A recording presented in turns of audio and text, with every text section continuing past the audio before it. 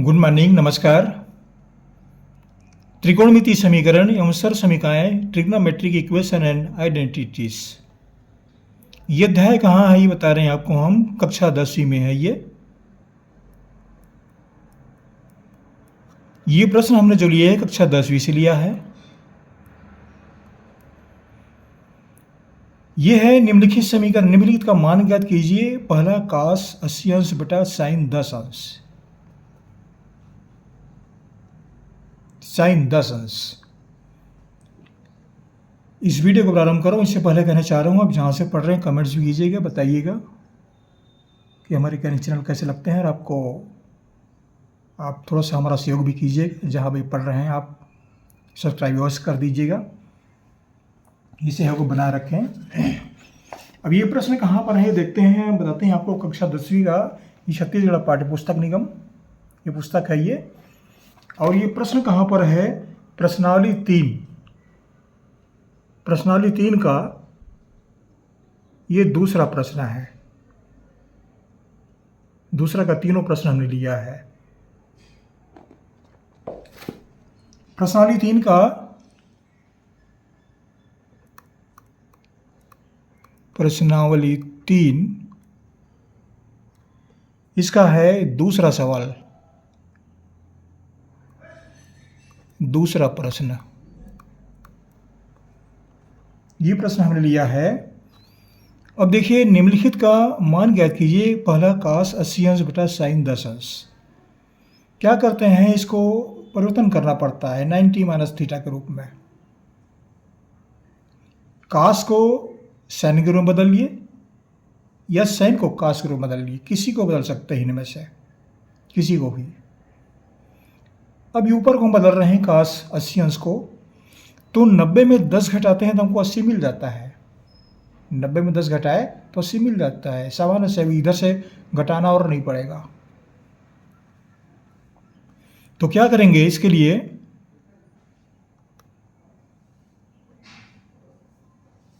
cos 90 ऋण 10,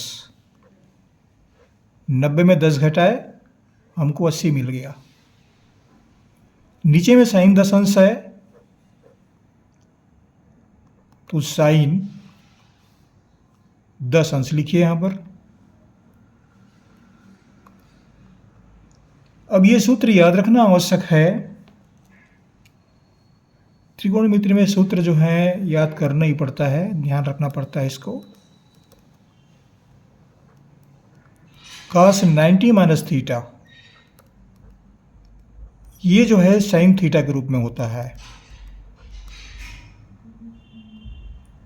ये cos की जगह cos हुआ, 90 की जगह 90, थीटा की जगह में 10, तो यहाँ पर क्या आएगा 10 sin 10 अंश।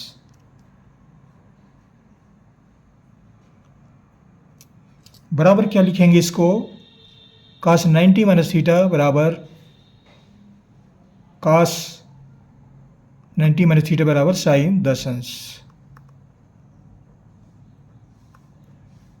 बटा, नीचे में भी sin 10 अंश है तो sin 10 अंश। ये दोनों बराबर संख्याएं हैं तो एक ही बार भाग जाएगा, कट जाएगा। ये बराबर संख्याएं एक ही संख्या है, एक बार जाएगा।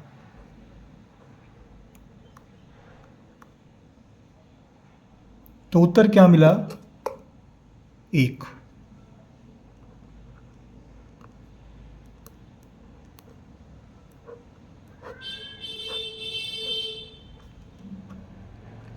इसका मान जो है वह 1 के बराबर है। हम दूसरे प्रश्न पर आते हैं। sin 37 अंश बटा 2 cos 53 अंश। अब sin को cos के रूप में बदल लिए या cos को sin के रूप में बदल लिए, दोनों काम कर सकते हैं यहाँ पर। चाहे तो अब नीचे को बदल सकते हैं, वही उत्तर मिलेगा। अब नीचे को हम लेते हैं। 90 माइनस थीटा के रूप में लिखने के लिए 90 में 37 घटा कर देखते हैं कितना बचता है। 10 में 7 गया 3, और 8 में 3 गया 5। इसका मतलब क्या हुआ, अगर 90 में 53 घटाते हैं तो 37 मिल जाता है। ये हमको 37 मिला, हमको 37 चाहिए। क्या करते हैं, 90 में 53 घटाते हैं तो ये मिला हमको 37। अब इसको हम क्या लिखेंगे, साइन 37 अंश को साइन 90 माइनस थीटा के रूप में। तो लिखेंगे साइन ये 90 ऋण 53, इसको लिखेंगे 90 ऋण 53। 90 में 53 घटाए तो 37 हमको मिल गया, साइन 37 अंश। अब यहाँ पर 2 cos 53 अंश है, नीचे में 2 cos 53 अंश। अब यहाँ पर एक सूत्र है, इसे भी याद रखना आवश्यक है, हम बता देते हैं आपको। साइन 90 माइनस थीटा ये जो है cos थीटा के बराबर होता है। साइन 90 माइनस थीटा बराबर cos थीटा। ये अवधारणा वाला जो प्रश्न है इसको आप एक बार देख लीजिए, अवधारणा के एक वीडियो में जारी किया हूँ।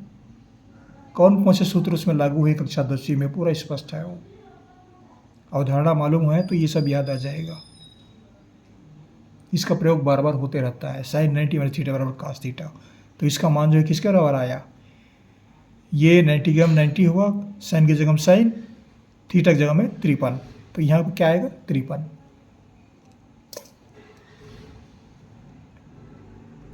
बराबर cos 53 अंश बटा 2 cos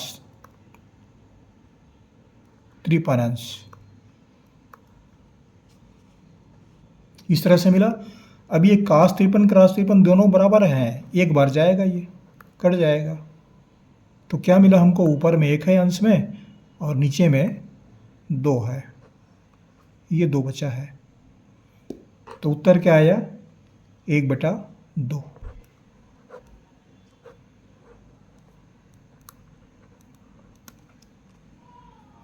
अब हम तीसरे प्रश्न पर आते हैं। एक प्रश्न हमने और लिया है,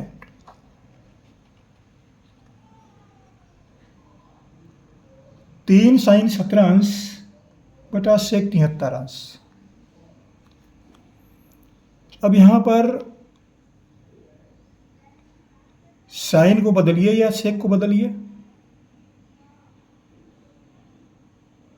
तो यहाँ पर थोड़ी सी प्रक्रिया लंबी हो जाती है। यहाँ पर क्या करना पड़ेगा, सेक को हमें कास के रूप में बदलना पड़ेगा, तो साइन और कास के रूप में हमको मिल जाएगा।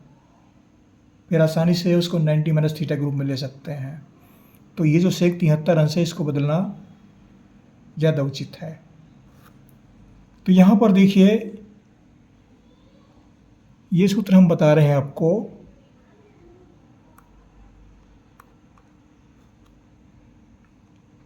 सेक थीटा बराबर होता है 1/cos थीटा, ये सूत्र है। ये सेक को कास के रूप में बदलेंगे तो सेक बराबर थीटा बराबर 1/cos थीटा, और कास को सेक रूप में बदलेंगे तो cos थीटा बराबर वो होता है 1/sec थीटा। ये दोनों एक दूसरे के विपरीत होते हैं ये। तो यहाँ पर हम क्या लिखेंगे, 3 साइन 17 अंश सेक 73 अंश है, इसको हम लिखेंगे 1/cos 73 अंश, थीटा की जगह में 73 अंश। ये थीटा 73 है, ये भी 73 हो जाएगा। अब इसको 1 से इसका गुणा होगा, ये हर में है, इसको इस तरह से कर सकते हैं। अंश का अंश से गुणा होता है, हर का हर से गुणा होता है। तो ये मान प्राप्त हुआ हमको 3 साइन 17 अंश बटा cos 73 अंश।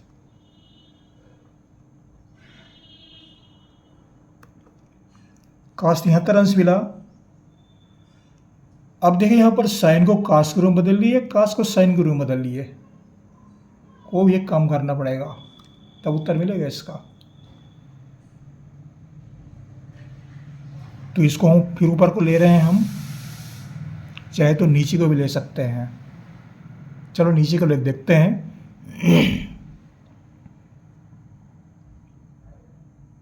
cos 73 अंश, 73 को क्या करेंगे,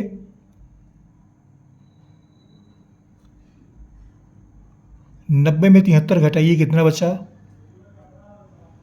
10 में 7 गया 3, 10 में 3 गया 7, और यहाँ पर बचा 8, 8 में 7 गया 1, 17। तो 90 में 17 घटाते हैं तो 73 मिल जाता है। 90 ऋण 17 बराबर 73,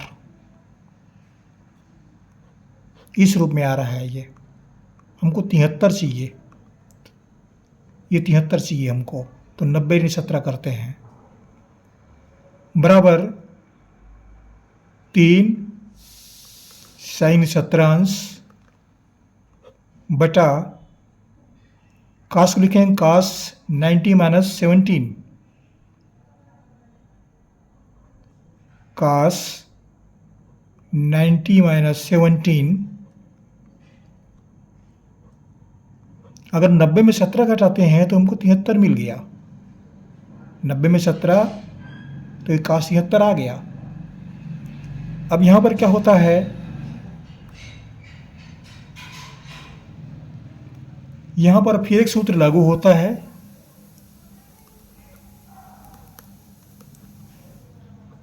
कास 90 माइनस थीटा बराबर होता है साइन थीटा।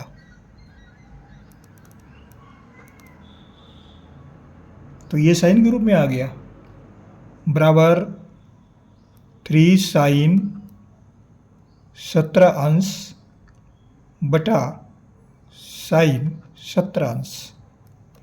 ये 17 अंश 17 अंश दोनों बराबर हुआ, बराबर संख्याएं कर जाएंगे, एक बार जाएगा, बराबर उत्तर कितना मिला, ये 3 बच गया। तो ये उत्तर है ये।